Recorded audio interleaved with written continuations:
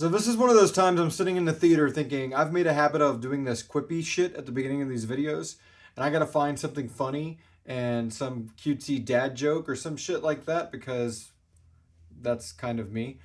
And all I can say is the beginning of this film, like literally the first few minutes, is a straight up comedy. Like a comedy war movie. The rest of the film, like literally not the first 2 or 3 minutes, is hell.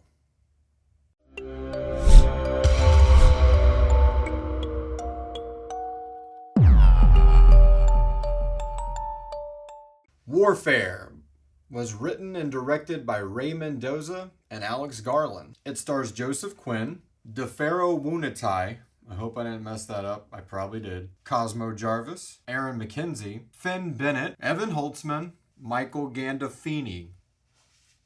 He's really great in this movie. He's really been great in everything he does. Joe McCauley, Larry Duncan, Jake Lampert, Aaron Dinkins, Henrique Zacca, Kit Connor, Noah Centino, Taylor John Smith, Adane Bradley, Charles Melton, Tom Dune, and probably a lot more names that I just couldn't jump cut to that quickly. Listen, I don't normally do more than just a few actors in the lead cast, but this movie doesn't have a lead cast.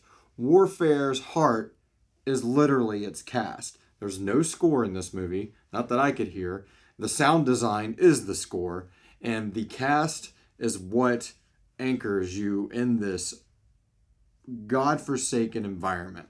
This is hell, man. War is hell. And this movie is gory, and not in a let's gory for gory's sakes.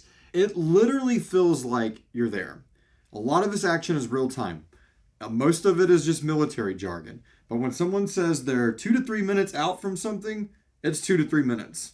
It's not movie time 2 to 3 minutes like it's 20 seconds and it happens later, or 2 to 3 minutes, but we just had 20 minutes of like scene dialogue and stuff before something. Dude, this movie feels real as fuck. This is probably one of the best movies I've seen all year, but I never want to see it again. It's that kind of movie. I want to tell everybody to go see it because I think more movies like this need to be made because it doesn't feel like a propaganda war piece.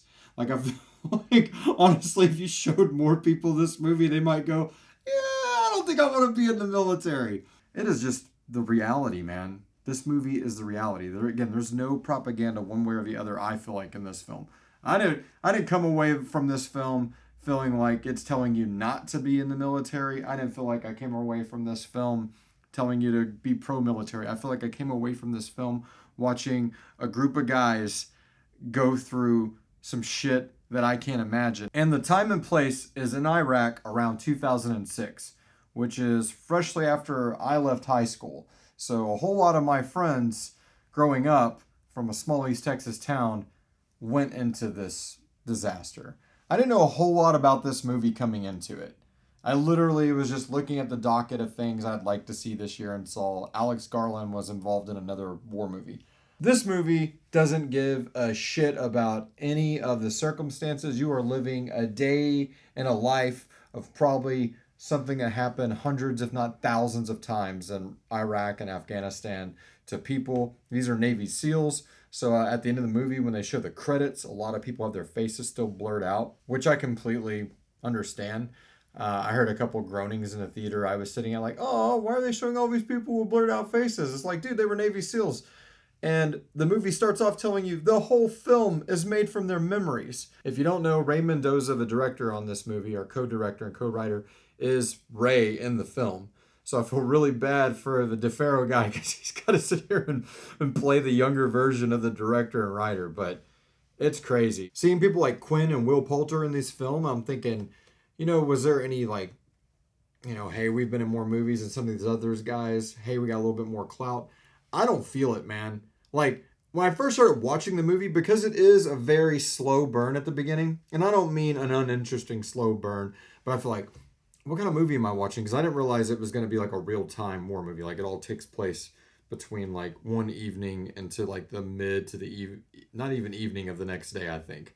Like, it's less than a 24-hour timeline, it looks like. And you think in the beginning, after, again, you see this really funny opening, not a big spoiler, but they're all watching like this like workout video, and they even making fun of it when they're out in the street because they're all probably early 20 somethings. Maybe some of the more in charge are mid 20 somethings to 30s.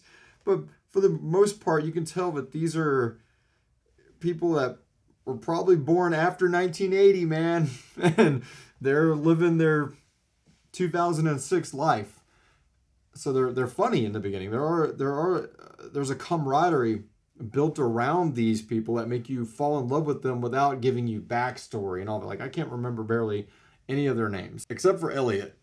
This guy is like on a sniper post in part of the movie, and you think, oh, he's gonna be the big bad.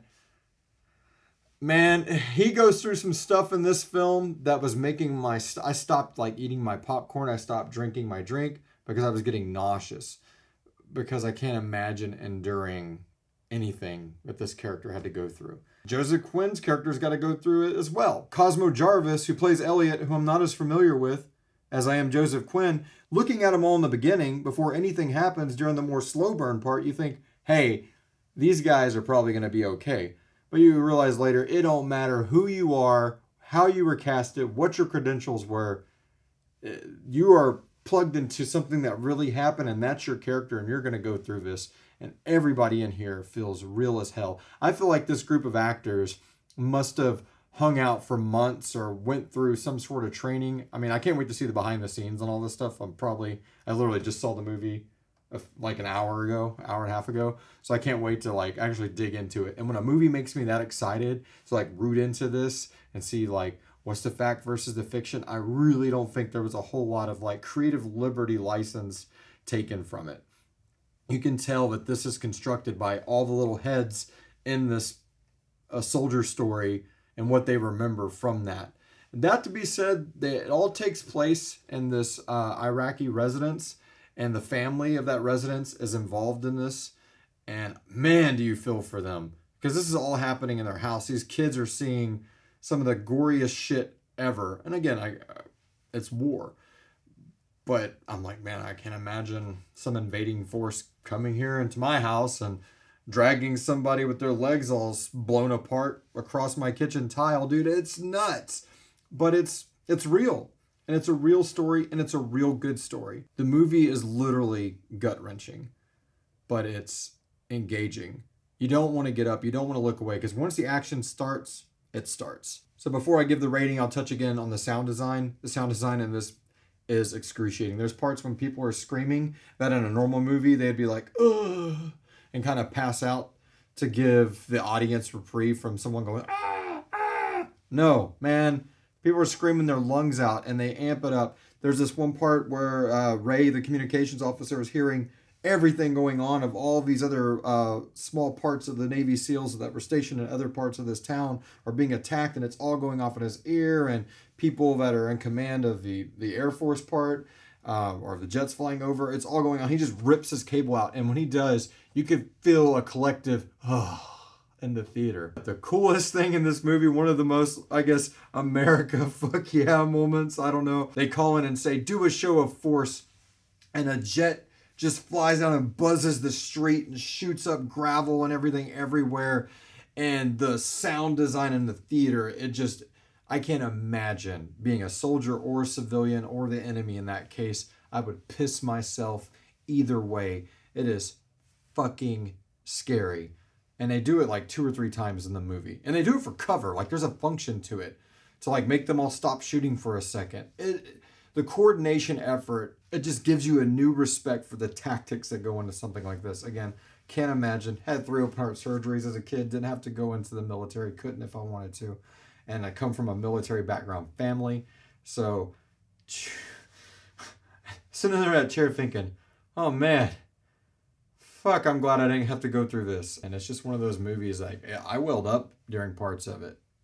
And it's emotional. But it's not emotional in that here comes the strings or the violin or the soft piano playing because tell my girlfriend I love repeat. None of this bullshit happens. It's just real. It's like what you would imagine would really happen if you were just a fly on the wall in this situation. Go see Warfare. It's a solid A+. Yeah, that's right, A+. Don't even got to juggle any little title cards about it. Warfare is amazing. and is definitely going to be on my top 10 movies of the year. Yeah. I'm going to go do some surgery and some other stuff. Catch you guys in the next one.